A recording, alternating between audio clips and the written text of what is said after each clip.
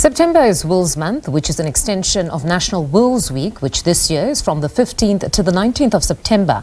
Now, during Wills Week, the Law Society of South Africa, as well as the Department of Justice and Constitutional Development, partnered to offer free will drafting services to the public. Now, this month also serves to raise awareness on the importance of having a valid will. Joining us for a conversation on wills is Ayanda Botho. She's director at Kloppers Incorporated. Good afternoon, Ayanda. Thank you very much for joining us on the program.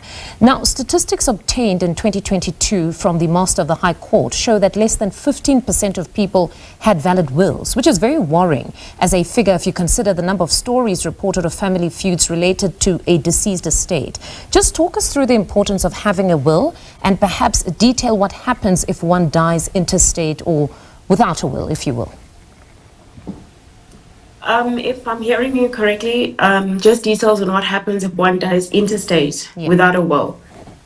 When one dies intestate without a will, because you have not nominated an executor, then your close family members have got to approach the Master of the High Court or either an attorney where they will nominate an executor on your behalf. After that nomination, then letters of executorship will be issued, and the executor now will start the process of winding up your estate, where they will make decisions. Because you haven't put down what your wishes are, then family members have got to continuously agree with each other and with the executor as to what must happen with your estate.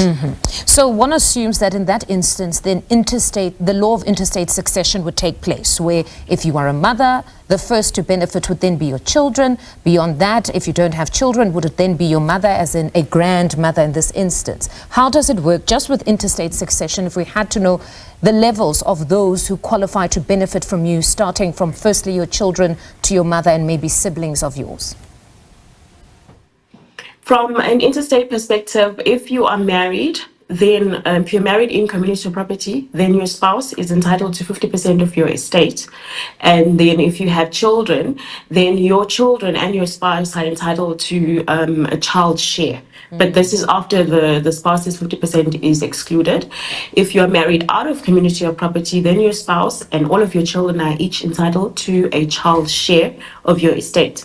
If you don't have a spouse or you don't have children, then your parents come in and your parents then will inherit equally. If you don't have parents, then your siblings will inherit, and no siblings then going down as per your bloodline, but it is strictly your blood relatives that will inherit from you with intestate succession.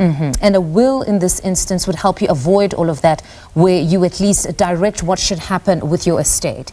Now, if one then has a will and they are perhaps married, whether it be civilly or customarily.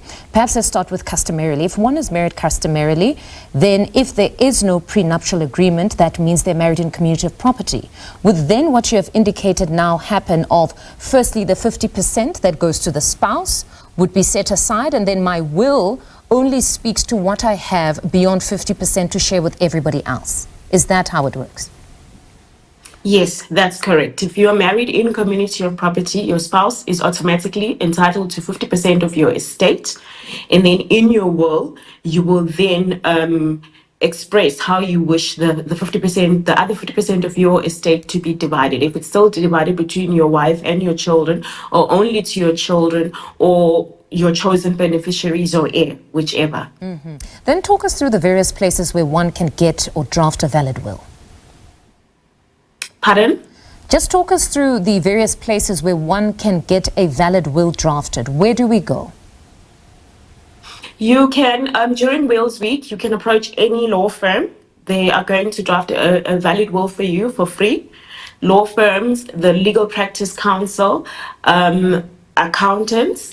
You can also go to any of the offices of the Master of the High Court provincially and nationally, and they have attorneys that are on site that will assist you with drafting a valid will. And then beyond this period of September, if some were to miss this, what happens beyond that? Can one sit at home with their elderly parent, draft something by hand? I draft it and then I give it to my parent to sign. How then do we validate this? Do we take it perhaps to a bank, commission it? How does it work there? A will is a legal document, so there are legal requirements that are put in place that have to be complied with.